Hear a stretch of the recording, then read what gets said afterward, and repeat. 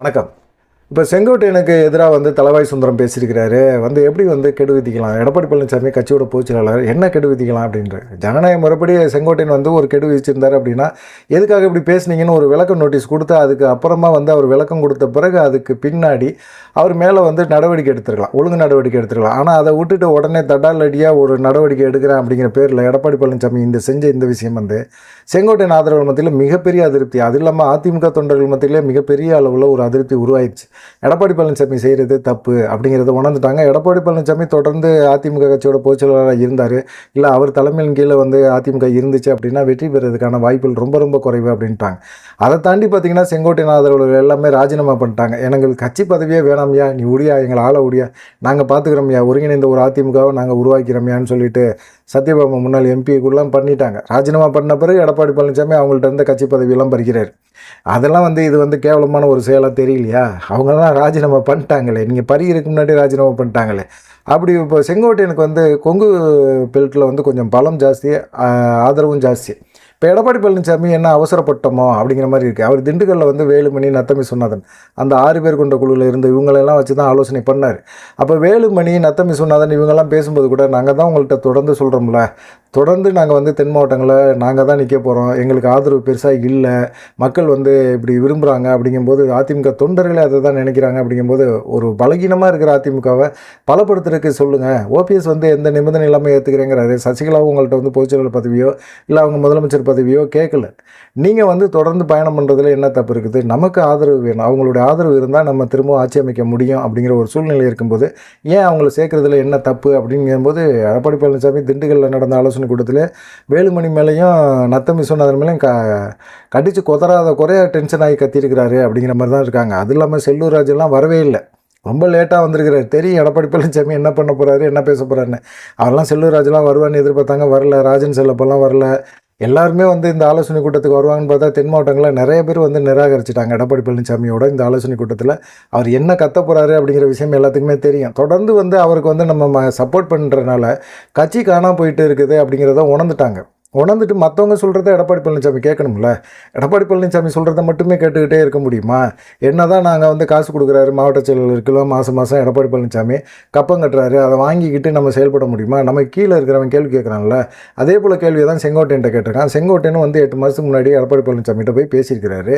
ஒரு கட்சி விதியின்படி இப்போ கட்சியோட செயல்பாடுகளை பற்றி விமர்சனம் பண்ணணும் அப்படின்னோம்னா கட்சி தலைமையிட்ட பேசணும். அதை பேசிட்டார்ல செங்கோட்டையன் 6 பேர் கொண்ட குழுவோட போய் தான் பேசியிருக்கிறார். தனிப்பட்ட முறையில் பேசினா செங்கோட்டையன் என்ற அது மாதிரி பேசவே இல்லைன்னு சொல்லுவார்.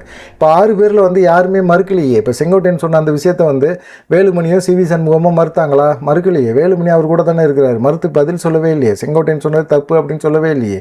செங்கோட்டையன்லாம் நான் கூப்பிட்டப்போ நான் போவே இல்லை, செங்கோட்டையன் பொய் சொல்கிறாரு அப்படின்னு சொல்லலாமே.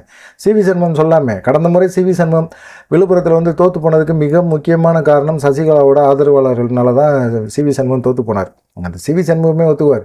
இப்போ சசிகலா உள்ளே வரணும்னு நினைக்கிறதுல அவர் மெயின். சசிகலாவை அவர் விமர்சனம் பண்ணாததா இன்றைக்கி அவர் மனசு மாதிரி சசிகலாவை ஏற்றுக்கணும் அப்படிங்கிற ஒரு மனநிலையில் வர்றார். எடப்பாடி பழனிசாமிக்கு என்ன வலிக்குது? எடப்பாடி பழனிசாமிக்கு என்னென்னா கட்சி வளரக்கூடாது, அவர் மட்டும் வளரணும். அவரை நம்பி இருக்கிற அதிமுக தொண்டர்கள் கட்சியை கடுமையான உழைச்சி கஷ்டப்பட்டு கட்சியை ஒரு லெவலுக்கு கொண்டு வச்சு எம்ஜிஆர் காலத்துலேருந்து ஜெயலலிதா காலத்துலேருந்து கடுமையாக உழைச்சி வச்சவங்க எல்லாருமே நினைக்கிறது ஒருங்கிணைந்த அதிமுக உருவாக்குங்க, அப்போ தான் திமுகவுக்கு எதிராக இருக்கும், நம்ம கூட கூட்டணி வைக்கிறதுக்கு கட்சிகள் வருவாங்க, இல்லைன்னா கூட்டணி பேச்சுவார்த்தை கூட நம்மளை வரமாட்டாங்க.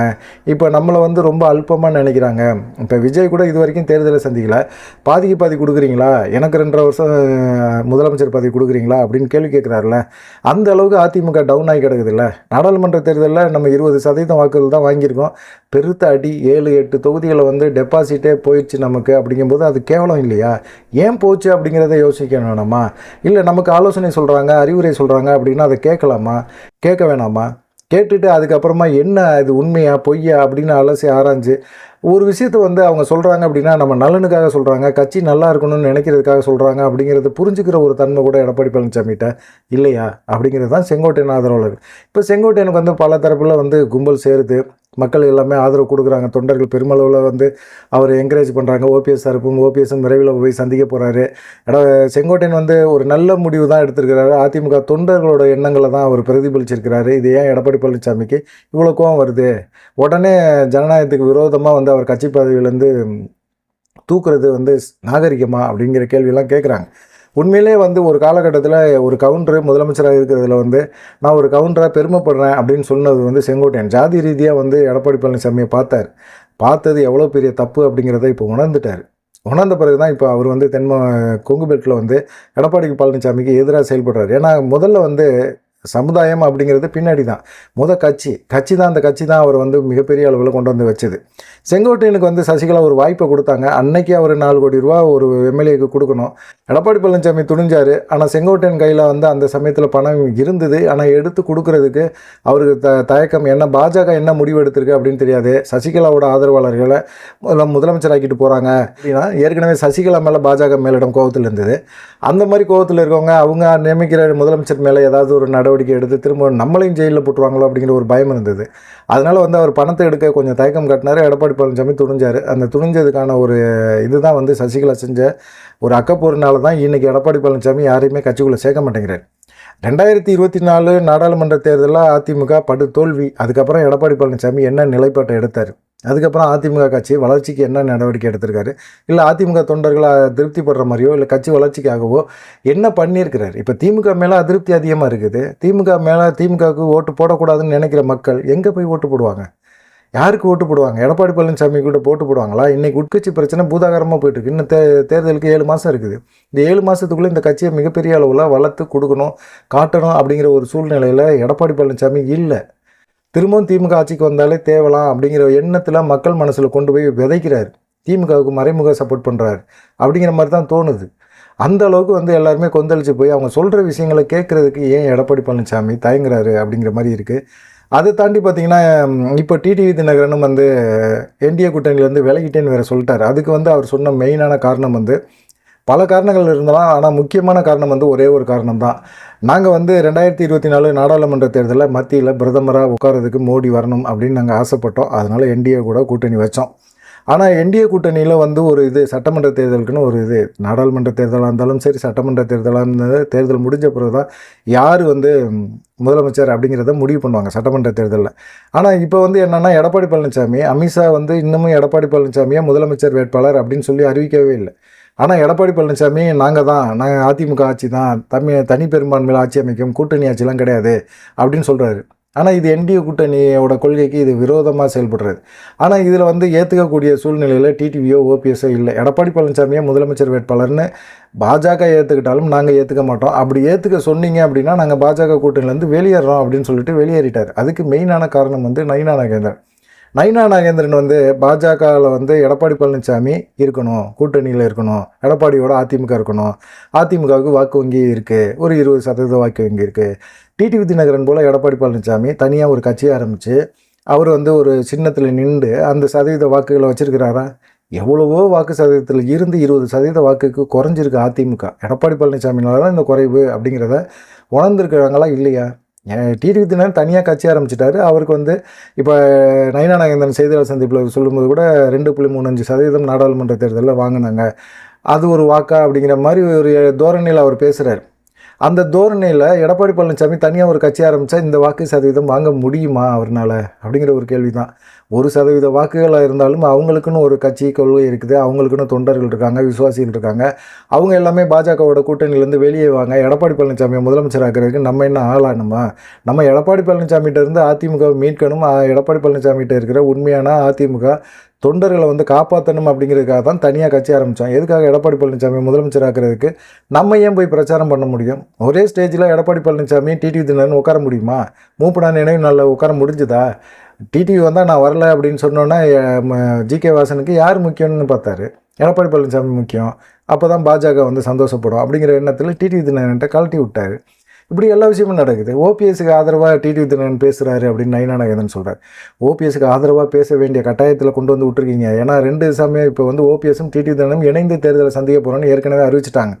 அவங்க 2 பேருமே ஒரு கூட்டணியை தேர்வு பண்ணுவாங்க. இப்போ டிடிவி தினகரன் எந்த கூட்டணியை தேர்வு பண்ணுறாரோ அதே கூட்டணிக்கு ஓபிஎஸ் போக தயாராக தான் இருக்கிறார். ஏன்னா டிடிவி தினகரன் ஓப்பனாக சொல்கிறாரு, தேனியில் வந்து அவர் நின்றா ஜெயிக்க முடியும் அப்படின்னு தெரிஞ்ச பிறகு நான் கேட்டேன் அப்படிங்கிற ஒரு காரணத்துக்காக நாடாளுமன்ற தேர்தலில் தேனியை எனக்கு விட்டு கொடுத்துட்டு போனார். அவர் வந்து ராமநாதபுரத்தில் போய் நின்றார். ஆனால் அந்த அளவுக்கு ஒரு தன்மையாக இருக்கிற ஒரு மனுஷன்ட்ட எப்படி பேசணுங்கிறதே தெரியாமல் ஒரு தெனாவட்டா திமிரா ஆணவத்தோட நயினா நாகேந்திரன் வந்து ஓபிஎஸ்ஸை டீல் பண்ணியிருக்காரு. அதை பார்த்துட்டு நம்மளால சும்மா இருக்க முடியாது, சும்மாவும் இருக்கக்கூடாது. கூட்டணி கட்சியை அவமானப்படுத்துகிற ஒரு சூழ்நிலையில் அவர் இருக்காரு அப்படின்னா, நாளைக்கு அதே சூழ்நிலையை எனக்கு உருவாக்குவாங்க, என்னையும் டார்கெட் பண்ணுவாங்க. அண்ணாமலை இருந்தபோது, மாநில தலைவராக அண்ணாமலை இருந்தபோது இருந்த பாஜக வேறு, நயினா நாகேந்திரன் இருக்கிற தலைமையில் இருக்கிற பாஜக வந்து வேறு. இந்த பாஜக எடப்பாடி பழனிசாமிக்கு ஜால்ரா போடுற பாஜக. இந்த பாஜக கூட நாங்கள் கூட்டணி வச்சு தேர்தலை சந்திக்கணும்னு அவசியம் கிடையாது, எங்கள் தொண்டர்களும் அதை விரும்பலை அப்படிங்கிற மாதிரி அடித்து போல்டாக அடித்து நவுத்தி விட்டார். இதனால் இப்போ என்னன்னா பிரச்சனை என்னன்னா, அதிமுகவிலையும் சரி பாஜகவிலையும் சரி இப்போ மிகப்பெரிய ஒரு குழப்பம் இருக்குது. கூட்டணி கட்சிகள் எல்லாம் தெரித்து ஓடுறாங்க பாஜக கூட்டணியில் இருக்கவங்க அப்படின்னு சொல்லி. ஏற்கனவே அதிமுகவில் இஸ்லாமியர் ஓட்டுகளும் வரல, ஏன்னா அன்வர் ராஜா கிளம்பி போயிட்டார். அன்வர் ராஜாவுக்கு பெரிய செல்வாக்காயா அப்படின்னு கேட்டிங்கன்னா இருக்கும். நம்ம அதை யோசிக்கக்கூடாதுல்ல. சிறுபான்மையினர் ஓட்டு, அவர் சிறுபான்மையினர் ஒரு முகமாக அவர் பார்க்கப்படக்கூடியவர் அன்வர் ராஜா அதிமுகவில். அவர் வந்து தெளிவாக சொல்லிட்டாரு, பாஜக வந்து எடப்பாடி பழனிசாமியை டாமினேட் பண்ணிருச்சு, எடப்பாடி பழனிசாமி இனிமேல் திமிர முடியாது, மீற முடியாது, இனிமேல் அதிமுக அழிவு பாதையில் நோக்கி தான் போகுது அப்படின்னு சொல்லிட்டு அவர் கருத்தை சொல்லிட்டு போயிட்டார். அவர் வந்து ஒரு இஸ்லாமியரோட முகமாக பார்க்கப்படுது. அப்படிப்பட்ட ஒரு சூழ்நிலையில் அதிமுகவுக்கு இருக்கிற கொஞ்ச நஞ்ச ஓட்டுகள், இஸ்லாமியர் ஓட்டுகளும் இனிமேல் அதிமுக பாஜக கூட்டணிக்கு வராது அப்படிங்கிற ஒரு சூழ்நிலையில் இப்போது அதிமுகக்குள்ளே இருக்க கூட்டணி கட்சிகளையும் இழக்கக்கூடிய ஒரு சூழ்நிலையில் ஆயிடுச்சு. ஓபிஎஸும் போயிட்டார், டிடிவி தினகரனும் போயிட்டார். இப்போ யார் இருக்கா? ஜிகே வேசன் இருக்காரு, ஜான் பாண்டியன் தான் இருக்கிறாங்க. 2 பேர் தான் இருக்கிறாங்க அதிமுக பாஜக கூட்டணிக்குள்ளே. மற்றபடி இந்த கூட்டணியை வச்சு பெருசாக இவங்கெல்லாம் வெற்றி பெற முடியுமா? தென் மாவட்டங்களில் ஏற்கனவே வந்து டேமேஜ் ஆகி கிடக்குது. இப்போ கொங்கு பெல்ட்லையும் செங்கோட்டையன்ட்ட எதிர்ப்பு தெரிவிச்சிட்டு இருக்காரு. செங்கோட்டையன் சொன்னதை வந்து ஏற்றுக்க முடியாது. அவர் எப்படி வந்து பொதுச்செயலாளராக தேர்வு பண்ணது யார்? இப்போ இவங்க ரூல்ஸ் பிரகாரம் பொதுக்குழு மூலமாக தேர்ந்தெடுக்கப்பட்டிருக்காரு. அதுவே சட்ட விதிகளுக்கு முரணானது. அது நீதிமன்றத்தில் வழக்கு இருக்குது. இந்த பொதுச்செயலாளர் செல்லுமா செல்லாதாங்கிறது பின்னாடி வரும். அப்படி இந்த பொதுச்செயலாளர் இப்படி தேர்வு பண்ணுற முறை சரி அப்படின்னா, சசிகலா தேர்வு பண்ணப்பட்ட முறையும் சரி அப்படின்னு தான் வரும். அப்போ வந்து எடப்பாடி பழனிசாமிக்கு முன்னாடி சசிகலா தேர்வு பண்ணப்பட்டாங்க, சசிகலா தான் கட்சியோட பொதுச்செயலாளர் அப்படிங்கிற மாதிரி ஒரு எண்ணமும் வருது. சசிகலா ஆதரவில் அதை தான் சொல்லிகிட்டே இருக்கிறாங்க. அப்படிப்பட்ட ஒரு சூழ்நிலையில் இப்போ தென் மாவட்டங்களில் ஏற்கனவே வந்து ஒரு சமுதாய வாக்குகளை எடப்பாடி பழனிசாமி இழந்துட்டார். அங்கங்கே வந்து மறியல் நடக்குது, எடப்பாடி பழனிசாமிக்கு எதிராக கருப்பு கொடி காட்டுறாங்க, கோஷம் போடுறாங்க, எல்லா விஷயமும் நடக்குது. இப்போ கொங்கு பெல்ட்லேயும் செங்கோட்டையனுக்கு எதிராக வந்து எடப்பாடி பழனிசாமி எடுத்த நடவடிக்கை யாருக்குமே பிடிக்கல. இப்போ கொங்கு பெல்ட்லேயுமே எடப்பாடி பழனிசாமிக்கு எதிரான ஒரு மனநிலை ஆயிடுச்சு. இவ்வளோ கோடிகளை செலவு பண்ணி கும்பலை கூட்டி மக்கள்கிட்ட வந்து ஆரவாரம் பண்ணி திமுகவுக்கு எதிராக மக்கள் மனநிலையை மாற்றி வச்சுருக்கிற இந்த மாதிரி சூழ்நிலையில் டக்குன்னு ஒரே அடியாக தூக்கி போட்டாங்களே அப்படிங்கிற ஒரு கோபம் எடப்பாடி பழனிசாமிக்கு இருக்குது. அது வந்து என்னென்னா, அவர் பேச்சை கேட்கணும் அப்படிங்கிற மாதிரி நினைக்கிறார். மற்றவங்க கட்சிக்குள்ளே இருக்கவங்க சொல்கிறத கேட்கணுங்கிற அவசியமே அவருக்கு இல்லை அப்படிங்கிற மாதிரி யோசிக்கிறார். எம்ஜிஆர் ஜெயலலிதா இப்படிலாம் நினைச்சதே இல்லை. கட்சியில் இருக்கிற ஒரு அடிமட்ட தொண்டன் ஒரு கடிதம் போட்டால் கூட அந்த கடிதத்தில் என்ன எழுதியிருக்கான், என்ன சொல்ல வந்திருக்கிறான் அப்படின்னு கேட்டு தெரிஞ்சு புரிஞ்சு அதன்படி ஒரு நடவடிக்கை எடுப்பாங்க. ஆனால் இங்கே வந்து எடப்பாடி பழனிசாமியை பற்றி அதெல்லாம் கவலையே படலை. என் கையில் அதிமுக இருக்குது, நான் கடைசி வரைக்கும் விளையாடுவேன் அப்படிங்கிற மாதிரி சொல்லிட்டு நினச்சிட்டு இருக்காரு. இது வந்து கண்டிப்பாக அதிமுக அழிவு பாதைக்கு தான் கொண்டு போகும். அதிமுக வெற்றி பெறுவதற்கான வாய்ப்புகளே இல்லை. அதிமுக நாளுக்கு நாள் தேஞ்சிட்டு போயிடுது. அதிமுகவை நம்பி தேர்தலில் நிற்கிறதுக்கு தயக்கம் காட்டிகிட்டு இருக்காங்க முன்னாள் எம்எல்ஏக்களும் இப்போ இருக்கிற எம்எல்ஏக்களும் எல்லாமே. ஏன்னா கூட்டணி பலமும் இல்லை, அதிமுக முன்ன போல் இல்லை. எடப்பாடி பழனிசாமி கையை விரிச்சிட்டாரு. உங்களுக்கு எம்எல்ஏ சீட்டு வேணுமா, காசு கொடுங்கங்கிறாரு. காசு கொடுத்து எம்எல்ஏ சீட்டு வாங்கி இங்கே நிற்கிறதுக்கு சுயேட்சையாக நின்றுட்டு போயிடலாம். ரெட்டை இலைக்கான ஒரு மதிப்பு இருக்கும், அதிமுகவுக்கான ஒரு மதிப்பு இருக்கும். ஆனால் அது எடப்பாடி பழனிசாமி கையில் இருக்கிற வரைக்கும் அந்த மதிப்பும் இருக்காது அப்படின்னு சொல்லி அதிமுகவில் கொங்கு பெல்ட்டில் செங்கோட்டையன் ஆதரவாளர்கள் எல்லாமே பேசுகிறாங்க. 9ஆம் தேதி ஒரு சம்பவம் இருக்கியா அப்படிங்கிற மாதிரி சொல்லிகிட்டு இருக்காங்க. செங்கோட்டையன் வந்து செய்தியாளர் சந்திக்க போகிறார். முக்கியமான பிரமுகர்கள் எல்லாமே சேர்ந்து இணைந்து செய்தியாளர்கள் சந்திப்பாங்க. அப்போ எடப்பாடி பழனிசாமிக்கு தூக்கத்தை தொலைக்கக்கூடிய ஒரு நிலைமை உருவாகும் அப்படின்னு சொல்கிறாங்க. பார்க்கலாம் என்ன நடக்கும் அப்படின்னு சொல்லி. நீங்கள் என்ன நினைக்கிறீங்க? தளவாய் சுந்தரம் இன்றைக்கி எடப்பாடி பழனிசாமிக்கு ஆதரவாக பேசியிருக்கிறாரு. அவரே வந்து ஆர்எஸ்எஸ் ஊர்வலத்தை துவங்கி வச்சதுக்கு கட்சியிலேருந்து தூக்கி விட்டு அப்புறமா சேர்த்தாரு. செங்கோட்டையன் பேச்சுவார்த்தை மறைமுகமாக எடப்பாடி பழனிசாமி நடத்துவார் அப்படிங்கிற மாதிரி சொல்கிறாங்க. பார்க்கலாம் என்ன நடக்குமா அப்படின்னு சொல்லி. என்ன நடந்தாலும் சரி, ஒருங்கிணைந்த அதிமுக உருவாகணும் அப்படிங்கிறதுல ரொம்ப தெளிவாக இருக்கிறாங்க. பார்க்கலாம் எடப்பாடி பழனிசாமியை இது எங்கே கொண்டு போய் எந்த முட்டு சந்தில் கொண்டு போய் நிப்பாட்டும் அப்படிங்கிறத பொறுத்திருந்து பார்ப்போம். நன்றி, வணக்கம்.